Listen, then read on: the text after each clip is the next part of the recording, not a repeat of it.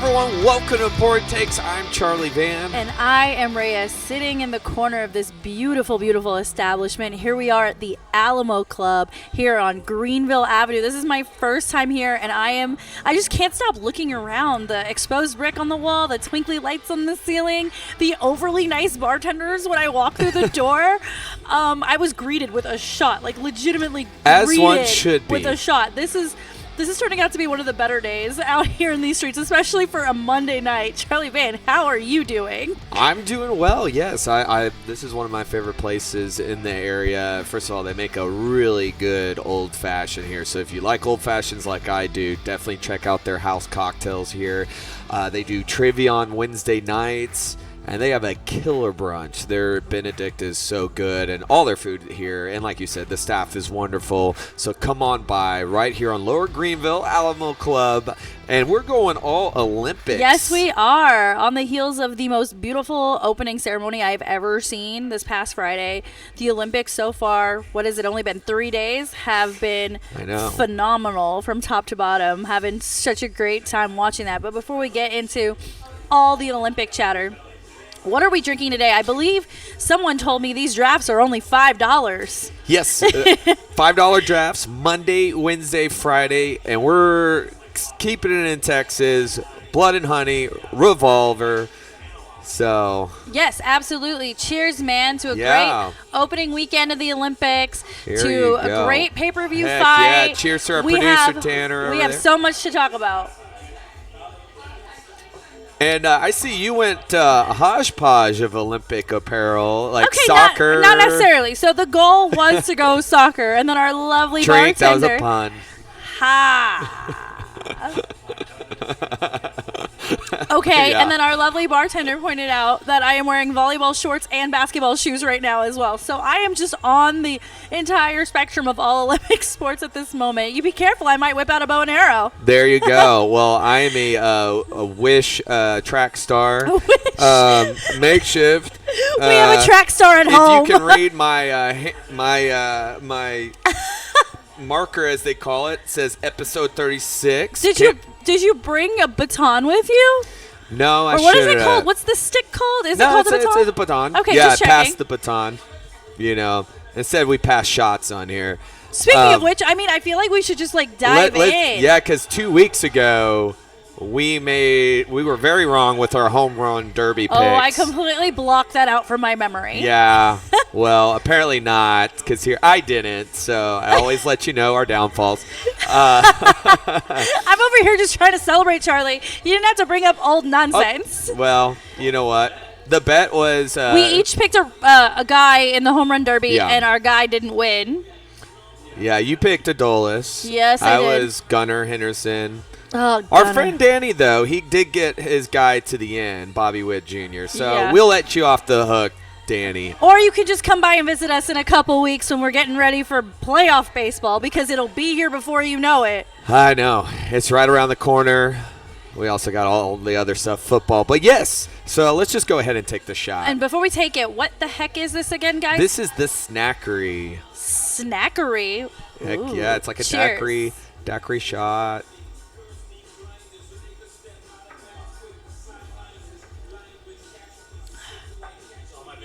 Yep, quite tasty. Is it just me, or was that really orangey? So there's pineapple in it. There's, I believe, there's bitters. Yeah, what? Lime. Okay. Lime. Yeah, definitely it's got a nice citrus. Yeah, it's very refreshing on these hot summer days. This is a great shot. Well, I was going to say it's definitely a summer shot to take. So maybe it's more of a sweet victory for us. Like you said, we'll put the loss in the past because, man, these Olympics so far in the ceremony have been awesome. So let's talk about this opening ceremony to begin with. So this was the first of its kind. Instead of having a stadium with a stage, why not have the city of Paris be the stage? How incredible was that storytelling as they're going down the Seine River and all the different components that went into it? You know, you had Lady Gaga performing on the side of the river. You had the heavy metal. I was gonna say that was my favorite. That was cool also my favorite part. And then the blood being shed from the building, that was really fucking cool too.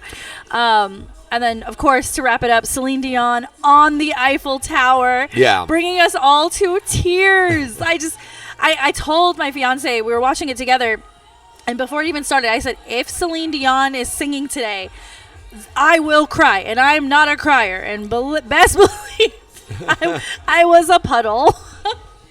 Well, I think also just, what she's been battling lately, the neurology, and to see her come back and to be able to have that powerful moment despite all the personal health issues. And, I mean, what a singer of our generation, and you had to have her. You couldn't have Paris without Celine Dion. No, like that whole opening ceremony. Well, okay, French-Canadian, though. She still sings in French. Yes. En français. Okay. I mean, but as far as who's international, who's global, like, you had to, like, I think, to see her up there, especially what she's been battling, and to do that, yeah, like you said, it was a very emotional moment. I loved Peyton Manning. You would. I'm commentating. I'm listening to the commentary, and I'm like, oh my God. Charlie and I are Peyton Manning and Kelly Clarkson. That is exactly who we are. That is the duo I didn't know I needed, and now I will forever need them. Did you see where he has his little quarterback kind of wristband playbook? Where's yours at? I know. With all the sports on it? I know, but I'm always running. Always. You really are. Usually running on time. You know what? I'm a girl. I get 15 extra minutes. Okay. I just love the concept of the boats, like introducing each country via boat. Like that was, despite all the rain, it was really cool. Honestly, I think the rain added like another cool element to it. Like you're in this beautiful city, and the rain just brings in like more drama and more beauty. Honestly, it felt like I was watching like an old romantical movie that was set in Paris. Like, I just thought the whole thing was beautiful. Rain or shine, 12 out of 10. I think this is the best opening ceremony I've ever seen. Yeah, I mean, the way they did it was so cinematic. They broke it into different sequences and parts. Even the video, like the little short films in between. Yeah, the package, or vignettes. And then you got the parkour guy jumping from building to building. I mean, I think, like, we needed this. Unfortunately, 2020 happened. Tokyo was pushed back. Couldn't have nearly the kind of opening or closing celebration that you would have, especially no fans. Yeah. And so this was huge, like you said, getting the whole city involved. It was electric. I was watching it, and I was like, man, I think this is one of the best ones we've seen. Okay, Tanner, Charlie, book those flights for this fall. We are going to Paris for funsies. I've never been. I've been to Germany, Austria. I've never been to Paris. Oh my gosh, Paris is a whole experience. Paris, and I have like a very special connection. I took French for 7 years in middle school and high school. My school that I went to was half French. Yeah. So my French teachers were all from France. Specifically, the one that I love the most is from Paris. And basically, by the time I graduated high school, I was fluent in French enough that I went myself to Paris and like completely just melted in and loved it there. And then I actually got to go back. I think it was 2 summers ago. Mm-hmm. I went back by myself. It was a solo trip, a little self-discovery action, as we do nowadays. And it just feels like home. There's so much to do, so much to see. The people, as long as you are willing to connect with them on their level, are really outgoing. For the most part, they hate Americans, and I kind of love them for that. But, being able to speak a little bit of French really went a long way there. And I like just watching all this stuff back, the opening ceremony just made me so emotional, and like in a good way, like a really, really good way. And I'm really excited that all these athletes get to experience it. And also, I told you in advance, the boat parade, genius. Yeah. Great idea for the Parade of Nations. Yeah, no, I thought that was probably the most creative thing I've ever seen when it comes to, whether summer or winter. The way they pulled that off, despite some weather challenges. Although I think it was my dad said, a couple people might have got a little sick just because of the rain. It was bound to happen. It's like 65 at night there, so it's been beautiful weather minus some of the rain. Actually, now there's a heat wave in Paris. Can you believe it? There we go. There's a lot of concerns right now. So then the Olympic Village doesn't have air conditioning. It was a go green effort by the city of Paris to not put AC units in the Olympic Village. So there's alternative cooling systems, but guys, as Texans, we are not going to function anywhere without AC, believe me. Well, the wrestlers and boxers are about to make weight, definitely, with sweating that off. Yeah, I mean, that's what I was anticipating, because I've heard it can get pretty hot there in the summers. I'm sure the marathon runners and track and field are like, oh, great, where's our 65 degrees? But overall, from what I've seen from it, very beautiful. Obviously, the surfing is in Tahiti, so that was really cool. Yes, we were talking about that on our way in. So let's just jump into this. What are some of like the best or cool moments you've seen so far in the first 3 days of this wonderful Olympiad? I know there's been a lot to digest in a short amount of time. I'm going to go with Saturday with the men's relay swimming. Just Caleb Dressel's on such a different level, and the commentators are like, you're not going to be able to catch him. That was a great moment. Oh no, he had a hell of a lead, and everyone says that he is just different since he's had a baby. Yeah. Oh well, yeah. Fatherhood does things. I mean, we said the same thing about Dak and the Cowboys. Yeah. Dak had his baby girl. Luka had his baby girl. Like, being a father, I guess, brings more out of you. You tell me if I'm wrong. Just that extra motivation. I'm sure that it's just an extra fuel. And then yesterday, I would say, with Husky and Gretchen Smith out there just crushing it. Husky winning in the 100, I believe it's 100 midlay or 100. 100 fly. Sorry, 100 yes, fly. It was 100 fly. And then Gretchen taking second. Just that moment together. But I mean, martial arts has been great. Judo has been great. I watched some boxing. Yeah. I think for me, I watched the women's skateboarding, street skateboarding or whatever it was. First of all those ladies are like literally 14 years old. Yeah. So shout out to them for making it to the biggest possible stage in their sport and actually putting on a damn good show. I really enjoyed it. So, like, the way it works, and they did this in Tokyo, too, but I felt like Tokyo was a little faulty with the way the course was built. So you can definitely see that they've made great improvements in that area. But you get 2 runs through the course to do whatever you want, and then you get 5 shots to show your best trick. Yeah. And these girls went balls to the wall. That was so exciting for me to watch. And I think the other thing that I hear a lot of people are getting invested in, especially my girls group chat, is surfing. Yeah. You mentioned it earlier, surfing taking place in Tahiti. Those waves are insane, 1. And 2, it's just so interesting to watch. I was watching the men's final this morning. Those waves, literally like 2.5 meters tall. And for those of you who don't know, meters about 3 feet. It's a big wave. So those are some really big waves, and the rescue teams were working today. So I'm gonna definitely keep my eye on surfing moving forward. Also, in terms of like obscure sports, I watched a little bit of badminton. I've watched singles and doubles. Mm-hmm. There was a really impressive rally. I want to say it was between U.S. and China yesterday, and that was pretty wild. How do you even see the little birdie go back and forth? I don't know. Sleight of hand. Shuttlecock. That's what it's called. It's called a shuttlecock. Shuttlecock. Are you guys gonna make me drink for that one? Shuttlecock. Interesting. You learn new things. Yeah, that's actually the technical term for the thing is a shuttlecock. Yeah, I mean, I feel like everybody's brought it. Cycling. I watched cycling on Saturday. I mean, man, they had to be really careful because how slick the roads were. Oh, the mountain bikers. Yeah. The girl, the USA girl got silver. That's good. Yeah, that was really fun to watch too. I had so much anxiety. Yes, Tanner. This morning in gymnastics. Oh, wow, yes. Yes, awesome. Our U.S. men's for the Congrats team. Bronze medal. To the U.S. men's team there. Okay, I have a funny note about this. So I actually watched that live. Thank you for reminding me. So I watched the final live, but I didn't watch it with sound because I was working. And so I was kind of paying attention, kind of not paying attention. But when it was all over, you saw Japan getting super excited. U.S. is literally on the stage dancing. Yeah. And China's got like sad faces. So I had thought that the U.S. beat China based on how they were acting. Yeah. But China was mad that they got silver. I mean, the competitiveness, though, for the team over there in China, just the history. So, but, I mean, I'm happy for the men's team. Like you said, ending that drought is awesome. Simone Biles doing her thing last night. Yeah, with an injury, by the way. Still calf able to put up numbers. Right? Calf injury, but putting up numbers, looking effortless on the vault as she does. So excited to see how the all-around and the individual competitions shake out in these coming weeks. And the other thing I was going to say, the girls from diving, the I was going to say synchronized. Synchronized divers. Synchronized diving gives me so much anxiety, especially, I can't tell.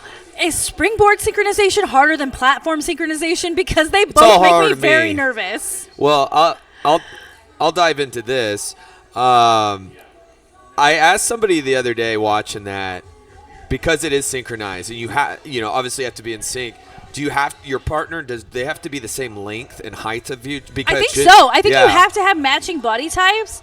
I mean, you hear them; they're literally counting down. They're like 1, 2, 3, go. Yeah, you can't be off. You're only good as your partner. What's fun is when you hear it in all the languages. The 1, 2, 3, go. 1, 2, 3, go. So there we go again. 1, 2, 3, go. Does it always go? I don't know. I mean, whatever you're off. Vamos. You're on delay. Just dive. Woo!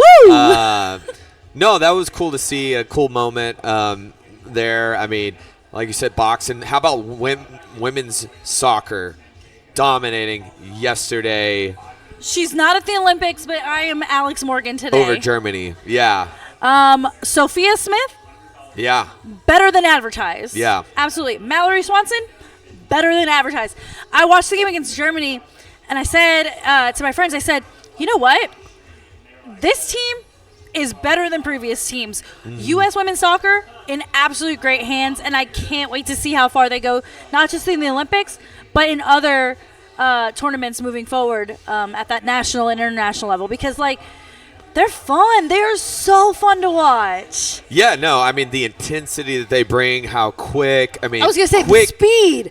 Answered back every time almost. There was only maybe a few missed shots on goals. You're like, okay, but they answered right back. I mean, just dominant. Now, a lot of injuries out there. Like, did you happen to catch the Zambia-Australia game? I did not. So Zambia broke out to a 4 or 5 point or 5 goal lead, and Australia came back and beat them. Wow.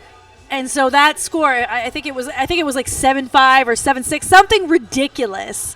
But that was interesting. I watched just the highlights, but you could just see the Zambian women just absolutely fall apart. I feel like Australia is coming for everybody. Australia had a great World Cup, and they can't wait to do more. And I'm just happy in terms of any sport across the board, but the fact that women's sports in these Olympics gets so much of a bigger spotlight is so exciting. Speaking of women's sports, women's rugby. Oh, they are intense. Jason Kelsey's new girls. I am loving this. Did you see the videos with Jason Kelsey in his beret? So Jason Kelsey went to the 2 USA rugby matches. I think they were yesterday. And he's in the audience with Kylie, and he's wearing a beret. That's funny. Of course he is. Then he goes to chill with the team afterwards. He does arm wrestling matches with the girls. And then Alona Mayer, an absolute fucking beast. She's going to be on the SportsCenter Top 10 for stiff-arming that woman. Not the word I want to use, but stiff-arming that girl and taking it in for a score. She's the one that's super famous on TikTok. No, I've seen her. I've seen the videos. I'm terrified of her. She looks so fun. I want to be best friends with her. We may need to bring her on the Dallas Cowboys. We need some. We'll get it. We Snoop Dogg's commentary. So it's gold. They bring Snoop Dogg on during the primetime show to have his moment. And they were talking about men's rugby. They were talking about the men's rugby final game. And there was this one guy, I think he was from Fiji, I want to say, who absolutely... No, it was from France, not Fiji. France steamrolled some people. And he goes, I need that guy at running back. Yeah, for the Steelers? I don't remember what the team was, but I just busted out laughing. I love seeing Snoop Dogg commentate on sports. I mean, what we learned from season 1 of the Contender Series, it's hilarious. It's entertaining. He is everywhere. Love seeing those support women's gymnastics yesterday. So, we need him and Peyton need to be on the same commentary team. I don't know. I think Snoop just needs his own show on ESPN at this point. Yeah, instead of the Instead of the torch, it's a blunt. I saw a meme of that. I'm like, yeah, that's how they should have lit. By the way, we didn't mention the cauldron, the balloon, the hot air balloon. That was pretty awesome. Oh, I'm not a fan. You're not a fan? Oh, we can argue about this one. We're gonna blow some hot air over here. Right. The Olympic cauldron is the centerpiece of the Olympics. Yeah. Drink. I now heard it. I heard what you said. The Olympic cauldron is the centerpiece of the Olympics. You drive through any city that's hosted the games, and you get to see it for the rest of the time. I've seen the one in Athens. I've seen the one in Vancouver. I've seen the one in Atlanta. Turin, Italy. Like, I've been to so many. This was a wash. Honestly, given how great the ceremony was, why was the balloon just a big silver UFO? It looked like a weather balloon. It is Paris. I wanted to see sparkles and pizzazz. There was a fashion show in the opening ceremony, for Christ's sake. Why was this balloon so boring? It's historic. I get the historical significance. It's taking flight. But it was like a tin ball in the sky. I've seen... Anna Wintour was not impressed. I thought it was fine. It's unique. I'll say that. I will say that. You said exactly what everyone is saying. It was fine. It wasn't great. It wasn't spectacular. I mean, it was fine. Have I been blown away by most of the things that I've seen in the last several Olympics? No, I'm not. The Tokyo one. The Tokyo okay. one was like a flower with individual, like a bouquet of flowers, and each flower had its own flame, and then it comes together to be the cauldron. That shit's cool. A hot air balloon. I give it a 7. That floats and looks like it's measuring the barometer of the pressure outside sucks. It's just, the way it's raining and the weather. It's all significant. Hey, well, at least Tony Parker got to be part of that. Tony Parker looks like an 80-year-old man when he runs. Sorry, Tony Parker. But you're doing good things for France there. Open up your own basketball academy. But I do think they missed it with Snoop Dogg not being able to light it with a blunt. I have to send you the Olympic pin I found online, and Snoop Dogg's blowing smoke rings and then the Olympic rings. That is funny. See, these are things, they have them there. That, I will say, is a missed opportunity. We'll see how they get it down. Is it just going to, blow dart it down? Like, how are they going to get the cauldron down? It's probably attached to a tether or some sort of cable. They just wheel it back That in. was my thing. Like, the way that they hoist it up, hoist it back down, hoist it up. So there's a hot air balloon like that at Disney World. If you go to Disney Springs, it's like the main centerpiece there. And it's decorated better than the Olympic cauldron, by the way. And you pay some money and you go sit in it, and they make you go up and they bring you back down. And they make you go up and they bring you back down. It's not that impressive. I just got nauseous while you say that. So after these 3 days, we're starting to get a feel. We know things are on the schedule coming up. What are you most looking forward to seeing in this games that you haven't seen yet? Wrestling. I always love, supporting that sport, because there was a time where there was question if they were going to keep it, which is bonkers because it's the original Olympic sport. It's several countries' national sport. It's free for most people to do outside of the club circuit. Breakdancing, let's get it. I'm so stoked for a break. I cannot wait. It's a trial run. We'll see how it goes. I mean, but they used to have ballroom dancing back in the day. Wait, I did not know that. Yeah. That's so cool. Yeah. Well, think about how athletic you got to pick people up. No, I know. The greatest warriors of all time were also great dancers because it all went hand in hand. I'm aware. Yeah, Bruce Lee was cha-cha. Maybe I have a fantasy about ballroom dancing with Alexander the Great, but that's neither here nor there. Or Constantine. Yeah, there we go. I would say wrestling, breakdancing, and of course, I always love anything running, track and field, marathon. So, and I'm excited to see Sha'Carri Richardson get her chance. Absolutely. Dallas native. So, Gabby Thomas, too, who had a great Tokyo run. So, okay, I got a drink because I didn't even plan that one. That just came out. He can't help himself. But I love track and field, so. Who's the guy with the... That was funny. You should drink for that one. And I'm sorry I should have researched this. Who's the guy that has, the Yu-Gi-Oh! Or Pokemon card? Oh, Noah Lyles. Yeah. Yeah, he's He's already claiming to be the fastest man in the world, so let's see if he puts his money where his mouth is. Everyone outside of Usain Bolt every time. Michael Johnson too. Hey, records are meant to be broken. It's true. So I'm curious. 100 meter, 200 meter dash are my absolute favorites. I love watching hurdles as well. Yeah. Pole vaulting. Pole vaulting's great. Love me some pole vaulting. Shot put. Javelin throwing. Yeah, track and field is special for sure. And every year or every time the USA puts out a great team. For me, I have like a weird sweet spot for synchronized swimming. It creeps me out, but excites me simultaneously, and I don't know what that says about me. Best synchronized swimming movie clip, Austin Powers. Heck yeah. Whenever I think about that. Yeah, baby. Drink. Just yes. Well, it is in my club. I mean, it is. It's because yesterday I was talking to a friend. We were talking about Austin Powers and that. Like, would there be another one? Anyways, I digress. So, yeah, digress away over there. So, synchronized swimming, I'm pretty stoked for. I'm curious to see how the men's side of basketball shakes out. I feel like the women pretty much have it on lock. They played today against Japan and did a really great job. Yeah. Not surprised. They posted the starting lineup on Instagram, and I was like, yeah, I wouldn't want to bother any of those women. No. Thank you. Do your thing.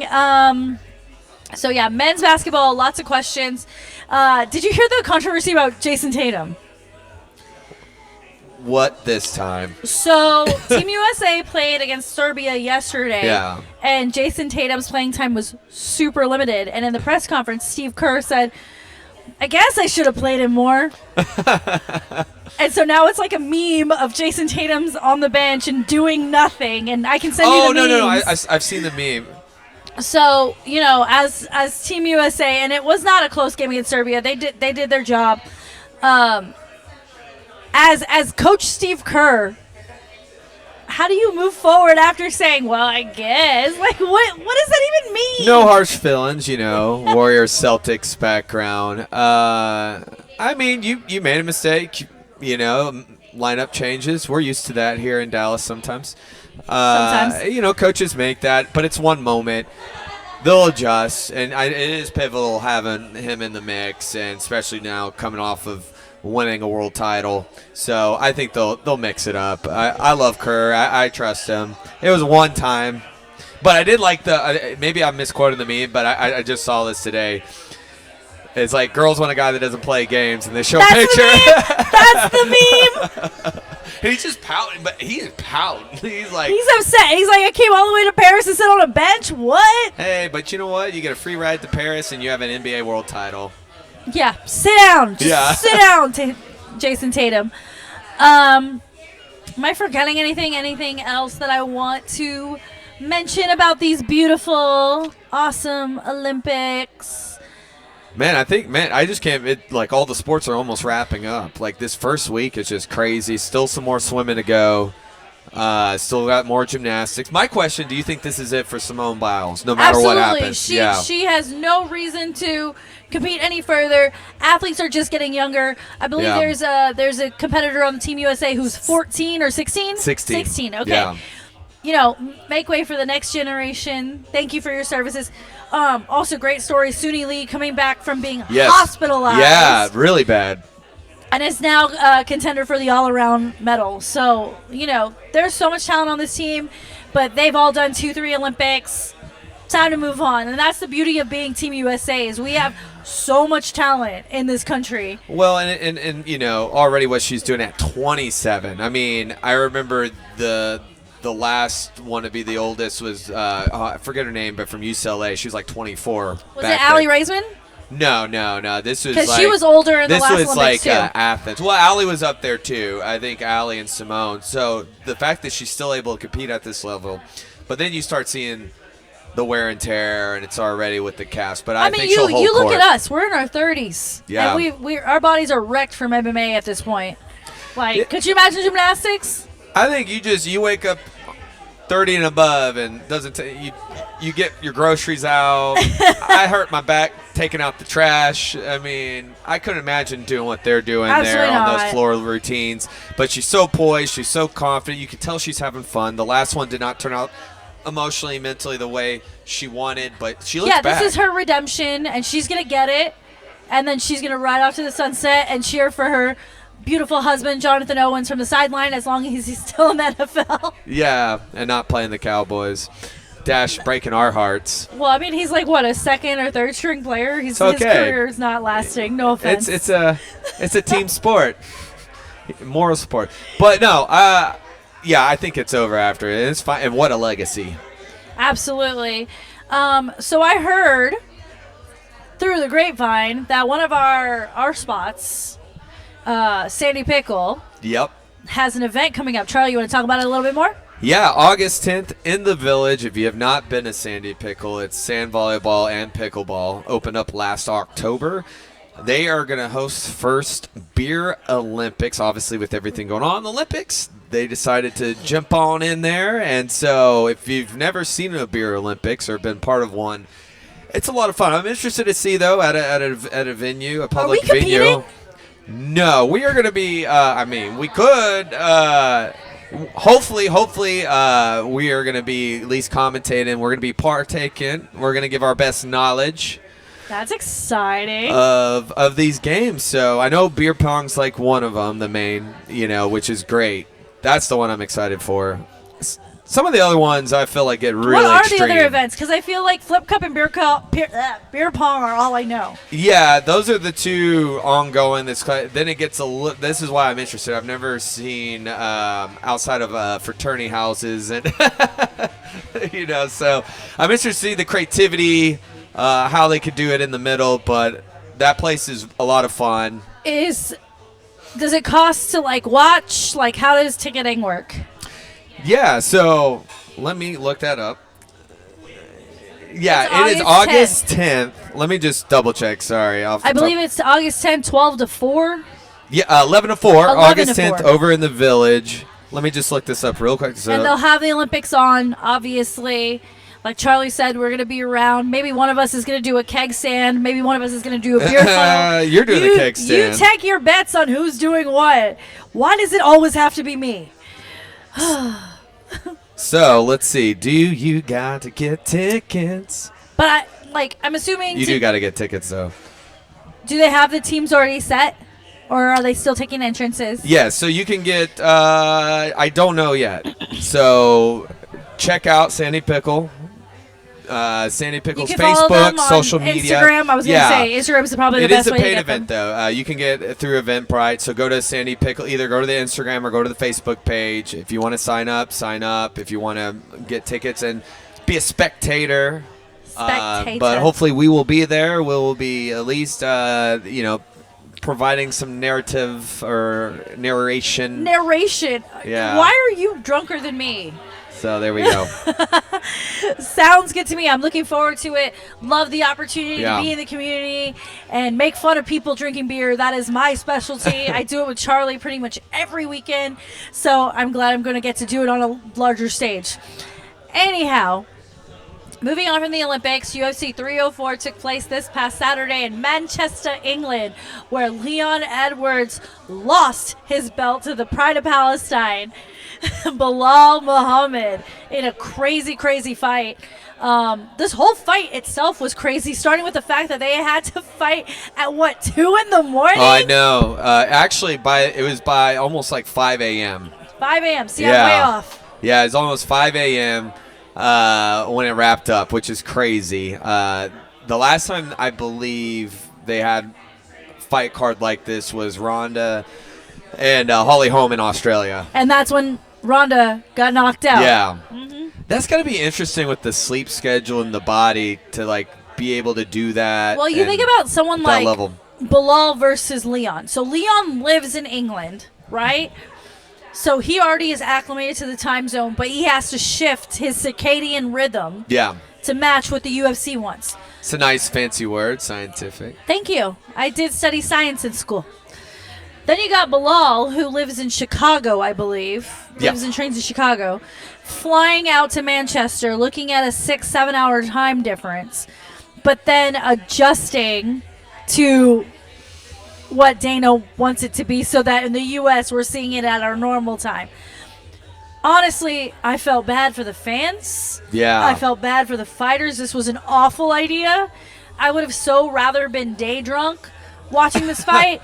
However, I understand the Olympics are on at the same time, and they probably don't want to compete with that nonsense. Yeah, I mean, I saw some video earlier today, just recap of the event, and there's people passed out during the post-fight speeches with Bilal and Leon. They're just like sleeping. I was like, yeah, I mean, it's 5 a.m. It's crazy. But I will say, first off, congrats to Bilal Muhammad. Absolutely. Great showing. Great takedown game. I was lit. I was so excited. Yeah, no, I mean, exactly what Usman should have done in that third fight, did most of that second fight in the first. I think that wrestling prowess of Bilal, it's second to none. It really is. And he's gotten better and better since even the last time that they fought, which unfortunately ended in an eye injury. But Bilal had earned this. He's earned this title, and he did it his way. Absolutely. And he waited a long time for this moment. Yeah. So mad kudos to him for the patience and the execution. Like, I feel like it's so hard to go into enemy territory and pick up a win to beat the champion, especially when it goes into decision, because when it goes to decision, normally it's not in the challenger's favor. But I think you and I were talking the whole night. I do think Bilal did enough damage on Leon, even though Leon cut him open in that fifth round. I think Bilal had more control in that fight. And does this open up a door for a third match, or are you wanting to see Bilal fight maybe a Shavkat? Yeah, Shavkat should be Shavkat. next, Okay. especially from the wrestling. No, and even Dana said they're going to let Leon rest. There's nothing Leon did definitive enough to like, okay, we need to run it back. There was nothing controversial about it. We need more. We need to get this division moving. And none of these rematches. Let's see Shavkat. That's a beast. Absolutely. I love Shavkat. I'm a huge fan. And if Bilal's able to do what nobody else has been able to do, you know you're not going to be able to knock him out. Nope. But you got to go wrestling for wrestling. Bilal's got really good wrestling, really good, all-around grappling. And he does train a lot, too. He's trained with Habib as well. So he just keeps getting better. And now he's got that champion experience. Now he's the champ. But it's always it's easier to win than to defend. And there's a boogeyman in Shavkat. Yep, and we've been waiting for Shavkat to fight again. So I'm very curious to see if that's the next call-up. Who else in the 170 division could you see as a contender for this belt now? Well, I think automatically he still can be contender as Usman. I mean, I thought the same thing. I said, I think I'd rather see Usman fight for the belt against Bilal before Shavkat. Yeah, no, I mean, well, and it's only because Usman was the champ for so long. Well, yeah, and I mean, I think they don't always give everybody automatic like rematches, but Usman he's also went up and fought Hazmat. Like, he's just such a game fighter, and I think Bilal versus Usman is stylistically is very interesting. Absolutely. I would give the striking edge still to Usman, but I mean, Bilal's boxing, the way he uses it to set up his takedowns, and that's going to be interesting. And now he's going to have champ confidence. And you got to remember, Usman's also a phenomenal wrestler. Yeah. He really worked on his boxing to keep his belt as long as he did. So I think it's just kind of written in the stars for Usman to have that potential comeback moment against Bilal. I can't help it. He's my favorite. Yeah, we'll see what Usman wants to do. We haven't really. I mean, he's been doing his podcast with Henry Cejudo. He's kind of been waiting in the wings. As he should. Yeah, I mean, no rush. You held the belt for so long. Outside of GSP, he's been the longest reigning welterweight. Talks about that. How challenging that division is. Yeah. But no, I think Usman Bilal. How about the co-main event? Tom Aspinall stopping Curtis Blaze. Now, some thought it was a little short, early. It didn't matter. He was about to finish it. I mean, it's that Aspinall's so fast. Absolutely, and I think Aspinall made a case for himself that it should be him at MSG in November and not anybody else. What do you think? Well, I mean, he's the interim champion. I mean, and now, defending. I saw people we know he's interim champion, but he knocked him out in the first round. No, but that was my point. Statement. Interim means is really your number one contender belt. The last person to defend an interim title was Renan Barão in 2013 or whatever. That's when Cruz was out with his knee. But he deserves Jon Jones. That's the fight I want to see. That's the fight this should happen. That was going to be my follow-up question is, we've been waiting for Jon Jones and Stipe Miocic forever. Yeah. But now I just feel like it's not fair. Aspinall's active. Yeah. He's not waiting in the wings. He's winning in a dominant fashion. Give him the shot. Well, also because, and I love Stipe. I've always been a big Stipe fan. But, I mean, he's been out since 2021. I don't know. I mean, you can never doubt his power, his boxing. But you're going to see that same old Stipe compared to a young 31-year-old Tom Aspinall who's so fast. And, look, Jon is the GOAT for sure. But there's going to be a question mark coming in at 37. Torn. And still, this is heavyweight. And Tom Aspinall is just a different level. And we don't know where Jon's legal troubles are going to take him either. That's true. So, if it's not Jon Jones, if for whatever reason Jon Jones looks at Tom Aspinall and is like, you know what, I'm not willing to bet my legacy, or you know what, I have to do jail time, whatever it is, are you okay with Tom Aspinall facing Alex Pereira for the heavyweight belt in November? I mean, that would be the wild card pick. If you want to sell that card, because I don't think you can do Aspinall versus Cyril Gane and people would care. You need Tom to really see Tom against. Okay, he went up against the wrestler, beat the wrestler, Curtis Blades. Now you're going to probably arguably the best striker in all of mixed martial arts in Alex Pereira, and who walks around 230, who's fast himself. So yeah, no, I'm down for that. I know Pereira, and he wants to be 3-time champ. We've talked about this before. We've talked about this before with Alex Pereira. Alex Pereira is kind of feeding off the same vibes that Conor McGregor was. Yeah. Conor McGregor rose to fame because he took any fight that came his way. Short notice fights that he probably shouldn't take. He took those and he won. And I feel like Alex Pereira is just down for whatever you throw at him. Yeah, and I mean, and his confidence does obviously come from his striking prowess. Like anybody who dares to really stand a long time in the striking is it's gonna be troublesome. But Tom is so fast and he's got that heavyweight power, so that's gonna be interesting. So on the heels of that, they announced the Sphere matchups. Yeah. How excited are we for UFC 306? I don't know. Is it 305 or 306? 305 is in Australia. Well, but that's the thing. Oh, then it's 307. They haven't even. No, they did. Adesanya is 305. Okay. See, I didn't get to see the what they just called. Okay, yeah, so no, it's 306. 306. Yeah, okay. 306. So 306, we're gonna have Sean O'Malley and Merab Dvalishvili. There we go. Aljamain's good friend. Yes, Aljamain's bestie. I love his skits though. His little funny skits that he does, Merab. Merab's hilarious. I have friends that are like, Merab's the cutest guy on the planet. And I'm like, ew, why? And they're like, because he's funny. He is a good wrestler, though. I mean, nobody's been able to ragdoll Henry Cejudo like that, Olympic gold medalist. And this is the interesting striker versus grappler matchup. And also announced that card was Grasso Shevchenko 3, which all of you know is my bread and butter, and I am so excited to see my girl back in action. And by my girl, I mean Valentina Shevchenko, coming off coaching this past season of Ultimate Fighter. Which has been a heck of a season, great season. Both have done a really good job coaching, so we'll get to see them finally square off again. It's going to be interesting. I mean, Valentina's coming for it. But also rescheduled Brian Ortega and Diego Lopez. Yeah. So I'm excited from the grappling exchange in that. So yeah, I already looked at this card top to bottom, and it's shaping out to be probably better than all their cards this year. It's got to for how much money they're going to be putting into it. Well, it's the Sphere. Who doesn't want to fight at the Sphere? I feel like they have a line of fighters who are ready to just throw themselves in the fire. I know I would. Would they have you two in the background, like, performing? No, it's the animal show with the tigers. Oh, I know. It's just lions. Everyone wants the lion. Absolutely. You know what? That would be kind of cool for walkouts. They put, like, what kind of like animal or some presentation do you want? Okay, look. We look at boxing walkouts. We look at WWE walkouts. Yeah.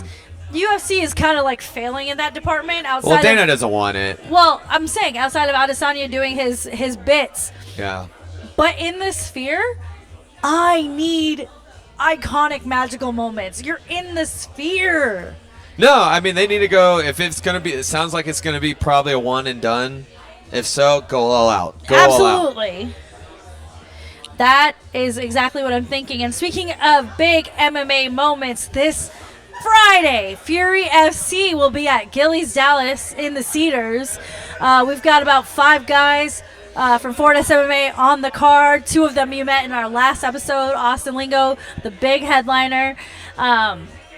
We are looking forward to attending that show. Local MMA is a lot of fun. Any thoughts, vibes, feels about Fury FC being here in Dallas? Well, I'm just, I said it on the episode. I'm just glad for these local promotions coming in. Fury's done a good job on building up the stars of tomorrow for the UFC or any of these big promotions, and I'm glad that they're, they come here a couple times a year. Yep. To Dallas. Normally they're in the Houston or South Texas area. So, no, I'm excited. It's good to see Austin, come out, be main event in his backyard. Lights out. Lights out. So, no, it's a good card. I will say this as a MMA fangirl, you can call me that. The last Fury fight I went to, I saw a brilliant knockout, and the guy, what's his name, Jacoby Smith, is now going to be on Contender Series at the end of the summer. So you never know what you're going to see, what stars are going to be born in those moments. And now I can say I was at the fight that sent Jacoby Smith to the UFC. No, that's awesome. I mean, yeah, no, he's a walking highlight reel. And but I always say go support your local fights, go support your local music, local anything, because you never know what you're going to see. Yeah, you never know. You're going to see the stars of tomorrow, and it'll sneak up on you. All right, so moving on from MMA, the other big sport of the summer, of course, is baseball. Trade deadline is taking place tomorrow, and the Texas Rangers have already made a couple moves. So, Charlie Van, how are we feeling about this Rangers front office and the moving and shaking going into the back half of the season? Well, we most likely lost John Gray for a month due to a groin injury. But we traded Michael Lorenzen to Royals. And, some of the moves we're making are necessary. I would love to see a bat, though. Get a good DH coming in here as well. I think we're building up more of the relieving side, right? But I would either do a big bat or one pitcher that can come in here with John Gray out. Yeah, I feel like we've signed. So we've traded for a pitcher and a catcher at this point, which I'm okay with. Especially how Jonas sometimes he can have his injuries and. And then you want to talk about big bats? Josh Young cleared from the IL as of today. Coming back. We're still expecting Evan Carter back and, a couple other guys. I'm okay with it, but what is really exciting to me is how well we've been playing in these last 2 weeks. I believe we've only lost 1 game or 2 games in the last 2 weeks. Oh, no, we just got swept by Toronto. Oh, I know. We were on a tear. We were on a roll. We swept White Sox and then got swept by Toronto, which is tough. Of course, yesterday, John Gray, going out with that groin injury right away. So some things haven't gone our way, but I think making these moves, Josh coming back, DeGrom coming back is huge. So if we can, this division I still think is ours to win or at least wild card. We were 2 games back before the Toronto series, so we got to research. All right. Is there any other sports news you want to cover? Well, we're in training camp now. Cowboys training camp. Oh, Sam Williams, R.I.P. to his ACL. Yeah, ACL injury. Sucks to see right before not even getting to go to preseason. Okay, but statistically, these things happen. No, they do. They've happened all the time. We lost Tank in training camp. Yes, we did. And I told you the same thing back then. I said, well, statistically, this shit's going to happen. It's the most crazy stat. It's terrible. But, still CD isn't paid yet. Micah, no new contract either. Dak By the way, happy birthday, Dak. Oh, he had a birthday. Yeah, 31. I always forget that Dak's a Leo. He had his daughter MJ there. Oh. So still a lot of contracts, but we've seen how this show goes. Usually right before camp, everyone gets paid. Yeah, I'm hoping that they can at least figure out CD in the near future and then focus on Micah. I know Tua took a very friendly deal in Miami, and I feel like maybe they're going to try to coax Dak in that direction since he did get the big payday coming off that broken ankle. It's not the most fair thing in the world. Dak Prescott, statistically a top 5 quarterback. Yeah. But, you know, you got to have your checks and balances. And I know Dak Prescott would rather have his weapons, his solid teammates here than to take all the big money. Well, I don't know. What do you think? Yeah, I mean, free up. I mean, we'll see. I mean, his agent Todd France I always called him, Jerry Maguire, show me the money, but he did give him the money. Now it's about doing kind of what Brady would do, and building around you. Maybe you could go out and go get another running back. Build up on that line. Yeah, we're already now seeing injuries, so why not free up some space? Re-sign Gilmore. So what do you think about this trend that we're seeing with these big-time athletes taking smaller contracts to bring in that help? I mean, you mentioned Tom Brady, but in recent times we're looking at Tua, the Jalen Brunson contract, Shohei Ohtani's contract. There are a lot of guys that are like, okay, I could make a shit ton of money right now in this moment, or I can win a championship. Is that something we're going to see more of? You think? I think with being smart and just taking notes, like, okay, yes, I can get the big money, but how about be a champion? Like, because there's a lot of guys that get paid. They have money, but they don't have a ring and they don't have a gold coat at the end of their career. So I think it's just like, if you can afford your legacy, that's what it is. Now, do I fault any of the guys for the big contract? No, get paid. Okay, but so you have to be smart about it. Where do you fall on the spectrum? If you were a professional athlete of any type and you were given the option for your Supermax or a good deal with the potential of bringing in someone on your level or higher, what would you do? Whoever's going to get me to a championship. And the reason why, if you watch how many people get big paydays, a lot of them end up injured. Things don't play out. Yeah. See Mike Trout. Yeah. But I'd rather get my title. I'd rather be smart, And look, it's still good money. Competitively. I guess, but you would max out. As an athlete, and this is maybe because I blew out my knee doing sports. This is why I think this way.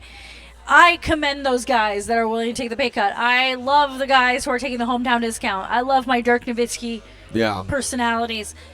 But if I'm an athlete and I am literally making money off my body and I know my career longevity is X years and that is all I got to maximize it. Championship or not. I'm talking about generational wealth here. Now, I will say, taking that cut, especially football, protect your body more, and especially in that quarterback position. But I think guys, is Charlie arguing with me? Yeah, subtly. But I want the ring, man. I want the ring. I want the legacy. I want people to know, like, he did something. Well, you can go fight for your ring, and I will go live on my private island. Moving on. All right, one last thing to get into, a little bit of pop culture action. Yeah. Season 6, I believe, of Too Hot to Handle has dropped in the last couple weeks since we've last recorded. How many episodes have you watched so far? I've only watched one. Okay. I'm behind. So I am fully caught up, so I have to watch my mouth here. What do you think so far? That Charlie guy from UK, he's devious. Okay. No. Honestly, I have the same. So when I'm watching the show and Charlie's on TV, I'm like, oh, Charlie. Like, I'm thinking about you, not that Charlie. It's really weird. Yeah, no, he's devious. I mean, I'll be honest, first time ever watching Too Hot to Handle, so I'm a little new. I mean, I've heard of the concept, but new to watching. But man, it's steamy already. Yeah, so what do you think about the concept of them, like, losing money when they're engaging in certain activities? I mean, losing money will get you to stop doing something. For some people, it won't. They'll go broke. And so what you're seeing in this first run, you have met Bad Lana. Yes. So Lana, for those of you who don't know and don't watch the show, Lana is this like Alexa, Google Home looking device that controls what happens in the house. Yeah. And she's the one that sets and enforces the rules of Too Hot to Handle. And it's a retreat to help people who are overly... You can give this to me. It's okay. Thank you. So she sets the rules of the retreat, and if you break them, she fines you money. So this season, the cast is given $250K to start, which is the highest across all seasons. Usually it's like $100K, $150K, but $250 is quite a jump from what they're used to giving. So you get fined now. You always get fined. The whole point is that you're supposed to discover interpersonal relationships without the physicality. Yeah, I mean, losing 100K alone that's tough. That's tough. So like making out is about $6K. Dang. Yeah. So yeah, worth it. That's what they say on the show. But so pretty much you just like gotta be the like purest of hearts. You have to have the purest of intentions. Wasn't Harry on this show? Harry started his Netflix reality TV star career on this show. This makes sense. How much money did he lose? A lot. And he was with Francesca at the time. Well, Charlie already lost because he's making out with everybody. He literally made out with 3 girls in the first day. Yeah, they literally said hi to each other, and they already. I mean, he's doing better in that department. Well, your homework is to watch the rest because I don't want to spoil it for you or for the rest of our audience. But let me just say, Bad Lana is the twist I didn't know I needed. We have never had a Bad Lana before, and the way that she dangles that temptation in front of them is quite life-changing when it comes to this show. So I highly recommend check this out. You never know, you might see them on Perfect Match in the future. Or any of the other Netflix crazy shows. They have had somebody on The Circle. Love is Blind. Yeah. I could totally see that crossover happening. But yeah. And then you saw Deadpool Wolverine. I haven't seen it yet. So give me a score on a scale of 1 to 10 of how it was. I'll give it an 8. An 8? Yeah. So you're telling me I better go see this dang movie? Yeah, I mean, well, what I love about all the Deadpools is they don't break away or tamper with their approach. But the reason why I give it an 8, I can't say because I don't want to spoil anything. Absolutely. So if you really want to see this movie, avoid a lot of threads. I've done so good. I've done so good avoiding spoilers. But you'll see why I gave it an 8. I also saw Twisters recently too. Oh, how was that? I love one. Glenn Powell is my like crush right now. I give it about a 6.5 to 7. Okay. Well, I mean for me, because like I saw the original, grew up with the original. This was fun. Twister was one of my favorite movies right now. They made it its own movie, but yeah, if you go from watching that Twister to this Twister, I mean, they're pretty much 2 separate movies. But the number one is like so classic to me. But okay, well, can I talk about Glenn Powell for a minute because he is just everything right now. Everywhere. Have you seen the movie Hitman yet? I love Hitman. Hitman was good. Did not know that was inspired by true events. That was a sneaky good movie. So the first time I saw a Glenn Powell movie was the movie Set It Up on Netflix. It was a chick flick. And I was like, oh, this guy's kind of cute. Then I saw him in Top Gun, and I was like, oh, this guy's really cute. Here's some trivia. What comic book movie, DC, did he have a cameo in? I have no idea. I'm shook. I didn't know. Dark Knight Rises. Really? With Bane. Bane beats him up in the stock exchange there. That was one of his earlier movies. Okay, now I have an excuse to watch that movie Also, again. Fort Worth native and is going back to UT to finish. Also brings his dog to premieres. I know! Yeah. And he's been doing all the TikTok dances. Yeah. Guys, I'm really obsessed with him. One last note before we get off here. Big announcement took place at San Diego Comic-Con this weekend. How are we feeling about it? Do you know what I'm talking about? Robert Downey Jr. Yes! The return of Robert Downey Jr. as Dr. Doom in the next Avengers movie coming out in 2026. Yeah, I like how they revealed him in a Dr. Doom cosplay. I like it. I mean, it's interesting. Like, I feel like Marvel's one of those where you can just bounce around different character. I mean, he's a perfect Victor Doom. If he was not Tony Stark, Victor Doom, for sure. Victor's like kind of like an evil playboy, kind of scientist. I could see that. Okay, but let me say this. With the performance of recent Marvel movies in the box office and the Russo brothers reuniting, now you're bringing back Robert Downey Jr., does this smell a little desperate to you? Not necessarily. We'll see how A Brave New World Captain America goes. But no, I mean, I think Marvel's always tried to pull out some of the tricks. Sure, some of the movies have done bad, not comparatively to how Warner Brothers and DC, but I mean, you just left out of the Avengers huge box office, but they always have an ace up their sleeve. It's got to be the right story, right time, and I think this is in right cast, and I think they're doing it well. Well, I'm looking forward to seeing what the Marvel franchise has in store for us over the next couple of years. Looking forward to seeing the rest of these Olympics, representing my girls on U.S. women's soccer. Charlie, any last second notes before we get out of here? Hey, come on by down here to Alamo Club to watch your sports. Come enjoy some brunch, cocktail Wednesday night again, trivia. Come support our show. Absolutely. Thank y'all. Have a great night. We will see you next week.